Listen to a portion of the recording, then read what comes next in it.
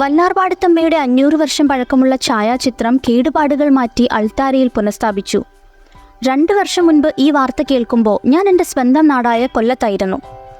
ജോലിയുടെ ഭാഗമായി എറണാകുളത്തെത്തിയിട്ട് വർഷം 1 കഴിഞ്ഞു. പലതവണ ഇവിടെ വന്ന് പ്രാർത്ഥിച്ച് തിരിതെളിയിച്ചു പോകുമെങ്കിലും വിശദമായി പള്ളി ഒന്ന് കാണാമെന്ന് തീരുമാനിച്ചപ്പോൾ കൂടെ നിങ്ങളെയും കൂട്ടണമെന്ന് തോന്നി. കാരണം ഈ പള്ളിയെക്കുറിച്ച് പറയാൻ അത്രയധികം കാര്യങ്ങളുണ്ട്. 1524 പോർച്ചുഗീസുകാർ പണികഴിപ്പിച്ച വല്ലാർപാടം ബസിലിക്ക ഇന്ന് ഏറ്റവും വലിയ മരിയൻ തീർത്ഥാടന കേന്ദ്രങ്ങളിൽ ഒന്നാണ്. പരിശുദ്ധ മാതാവിന്റെ പേരിൽ പണികഴിപ്പിച്ചിട്ടുള്ള ഏഷ്യയിലെ തന്നെ ആദ്യത്തെ ദേവാലയമാണ് വല്ലാർപാടം ബസിലിക്ക. അന്ന് ദേവാലയ ദർശനത്തിനെത്തിയ പോർച്ചുഗീസുകാരുടെ സമ്മാനമായിരുന്നു മാതാവിന്റെ ആ ഛായാചിത്രം. 16-ാം നൂറ്റാണ്ടിലുണ്ടായ വെള്ളപ്പൊക്കത്തിൽ ഈ ചിത്രം നഷ്ടപ്പെടുകയും പള്ളിക്ക് നാശനഷ്ടങ്ങൾ സംഭവിച്ചുവെന്നും ഒഴുക്കിൽപ്പെട്ട ചിത്രം കൊച്ചിയിലെ ദിവാനായിരുന്ന പാലിയത്ത് രാമൻ വലിയച്ഛൻ വീണ്ടെടുത്തു കൊടുക്കുകയും ചിത്രം കൈമാറിയ സ്ഥലത്ത് കൊടിമരം സ്ഥാപിക്കുകയും ചെയ്തു എന്ന് പറയപ്പെടുന്നു. അതോടൊപ്പം ഇനിയും ഒരു ജലപ്രളയത്തിൽ നിങ്ങളുടെ ദേവാലയം തകരാതിരിക്കാൻ ഞാൻ നിങ്ങൾക്ക് ഉറപ്പുള്ളൊരു സ്ഥലം തരാം എന്ന് അദ്ദേഹം പറഞ്ഞുവത്രേ.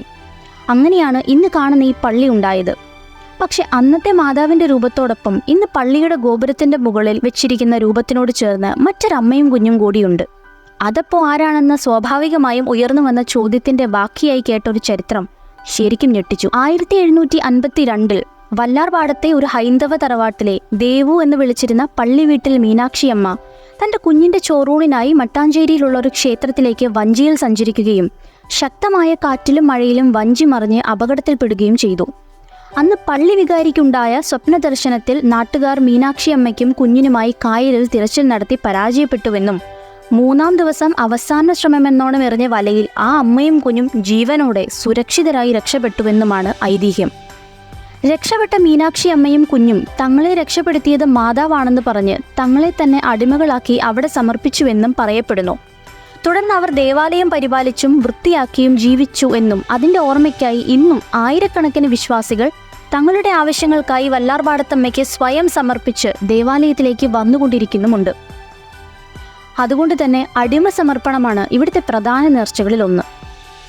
ഒരു ഓശാന ഞായർ ദിവസമാണ് മീനാക്ഷി അമ്മയ്ക്ക് അപകടം സംഭവിച്ചു രക്ഷപ്പെടുന്നതെന്ന് കരുതപ്പെടുന്നതിനാൽ ഇന്നും വല്ലാർപാടത്തെ ഓശാന ഞായറിനുള്ള കുരുത്തോലകൾ നായർ തറവാടായ പള്ളി വീടിന്റെ മുറ്റത്ത് വെച്ചാണ് വെഞ്ചരിക്കുന്നത്. വലിയ പെരുന്നാളിന് ബസിലിക്കയിൽ തിരിതെളിയിക്കാനുള്ള അവകാശവും പള്ളി വീട്ടുകാർക്കാണ് എന്നതും മറ്റൊരു വസ്തുത.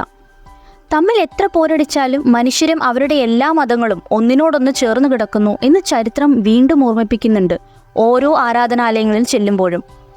മതമൈത്രി എന്നത് ഇന്ന് കാണുന്ന പ്രഹസനങ്ങളല്ലെന്നും മനുഷ്യർ ശരിക്കും പരസ്പരം സ്നേഹിക്കുകയും മറ്റു മതങ്ങളെ ബഹുമാനിക്കുകയും ചെയ്തിരുന്നുവെന്നും ഉള്ളൊരു ഓർമ്മപ്പെടുത്തൽ. നേർച്ചകൾ വേറെ ഏതൊക്കെയാണെന്ന അന്വേഷണത്തിൽ നിൽക്കുമ്പോഴാണ് ചിലർ പള്ളിമുറ്റത്ത് അടിച്ചു വരുന്നത് കണ്ടത്. അതെന്താണെന്നറിയാതെ പോയി ചെയ്യുന്നത് കൊണ്ട് കാര്യമില്ലല്ലോ എന്ന് കരുതി അവിടെ കണ്ടൊരു ചേച്ചിയോട് ചോദിച്ചു. പള്ളിയും പരിസരവും വൃത്തിയാക്കി ശിഷ്ടകാലം ജീവിച്ചോളാം എന്ന് മീനാക്ഷിയമ്മ പറഞ്ഞതിൻ്റെ ഓർമ്മപ്പെടുത്തലാണ് ഈ നേർച്ചയെന്ന് അപ്പോഴാണ് മനസ്സിലായത്. നമുക്കും പ്രാർത്ഥിക്കാൻ കാരണങ്ങളേറെ ആയതുകൊണ്ട് ഞാനും പോയി ആ നേർച്ച ചെയ്തു.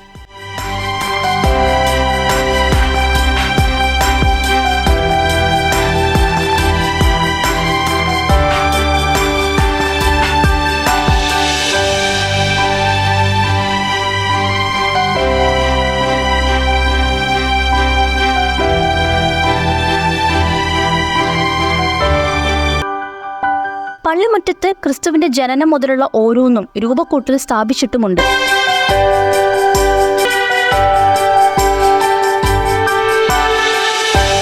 പള്ളിയുടെ പിന്നിലായി മറ്റൊരു ചെറിയ പള്ളി കൂടിയുണ്ട്.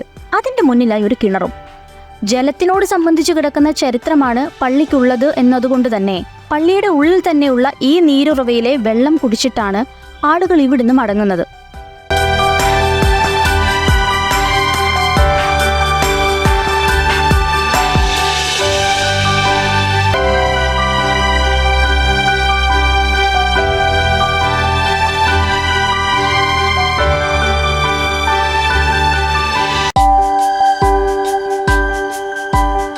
ചരിത്രവും ഐതിഹ്യവും ഒക്കെ കഴിഞ്ഞ് നേരെ പോയത് മരിയൻ ഗോപുരത്തിലേക്കാണ്.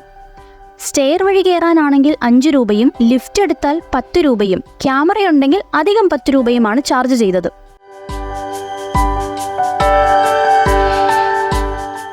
ഇവിടുത്തെ ഏറ്റവും വലിയൊരു പ്രശ്നമായിട്ട് എനിക്ക് തോന്നിയത് ഇവിടെ ഒന്നിനും ഓൺലൈൻ പേയ്മെൻറ്റ് സൗകര്യം ഇല്ല എന്നതാണ്. ഒരു ഫോൺ മാത്രം വെച്ച് എവിടെ വേണമെങ്കിലും പോയി വരാനുള്ള സൗകര്യമുള്ളപ്പോൾ ആരാണ് പൈസ കൈകൊണ്ട് നടക്കാറിപ്പോൾ? പക്ഷെ പള്ളിയിലോട്ട് വരുന്നത് കൊണ്ട് നേർച്ചയിടാൻ കുറച്ച് പൈസ കയ്യിലെടുത്തത് കൊണ്ട് മാത്രമാണ് ഞങ്ങൾ രക്ഷപ്പെട്ടത്. കാരണം ഇവിടെ ഏറ്റവും അധികം കണ്ടത് ക്യാഷ് ഓൺലി ബോർഡുകളാണെന്നേ. എന്തായാലും എണ്ണിപ്പിറക്കി കൊടുത്ത ടിക്കറ്റ് ഒപ്പിച്ച് 6 പേര് മാത്രം ഒരു സമയം കയറാവുന്ന ലിഫ്റ്റിൽ കയറി.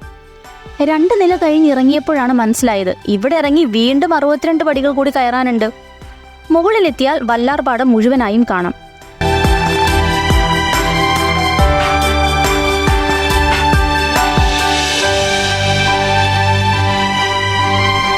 തിരികെ ഇറങ്ങുമ്പോൾ ലിഫ്റ്റ് കാത്തു നിൽക്കുന്ന സമയം കൊണ്ട് താഴെ എത്താമെന്ന് വിചാരിച്ച് ഞങ്ങൾ അങ്ങ് നടന്നു തന്നെ ഇറങ്ങി.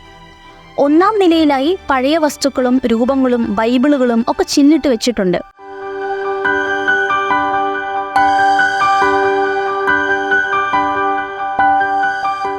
അവിടെയുള്ള സ്ഥലത്താണ് പള്ളിയുടെ ഏറ്റവും മുകളിലായി കാണുന്ന മാതാവിന്റെ രൂപം കാണാൻ സാധിക്കുന്നത്. 500 വർഷം പൂർത്തീകരിച്ച ഈ തീർത്ഥാടന കേന്ദ്രം ഞങ്ങൾ എത്തിയപ്പോൾ ഒരു കൺവെൻഷനുള്ള തയ്യാറെടുപ്പുകൾ നടത്തിക്കൊണ്ടിരിക്കുകയായിരുന്നു. സയൻസും ടെക്നോളജിയും ഒക്കെ പുരോഗമിക്കുമ്പോഴും ഇത്തരം ചരിത്രങ്ങളും വിശ്വാസങ്ങളും ഒക്കെ ആരുടെയോ ഭാവനയാണെന്ന് വാദിക്കുമ്പോഴും എത്രയൊക്കെ പ്രശ്നങ്ങൾ വന്നാലും മുന്നോട്ട് നടക്കാനുള്ളൊരു പ്രതീക്ഷ തരുന്നത് ഈ വിശ്വാസങ്ങളൊക്കെയാണ്. എത്ര മുങ്ങിത്താണെന്ന് പറഞ്ഞാലും വീണ്ടും തിരിച്ചു വരും എന്ന് നമ്മളോട് തന്നെ പറയുന്നൊരു വിശ്വാസം.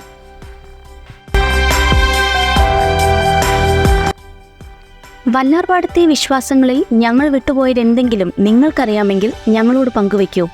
ഒപ്പം വീഡിയോ ഇഷ്ടമായാൽ like, share and subscribe. Thank you.